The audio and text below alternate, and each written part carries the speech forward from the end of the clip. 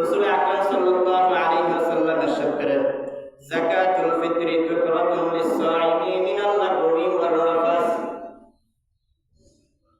ফিতরাকে বান্দার উপর ওয়াজিব করা হয়েছে, রোজাদারের জন্য এই জন্য ওয়াজিব করা হয়েছে যাতে করে তার রোজার মধ্যে যে ছোটখাটো ভুলগুলো হয়ে যায় সেই ভুলগুলো যাতে আল্লাহ তাআলা ক্ষমা করতে পারেন।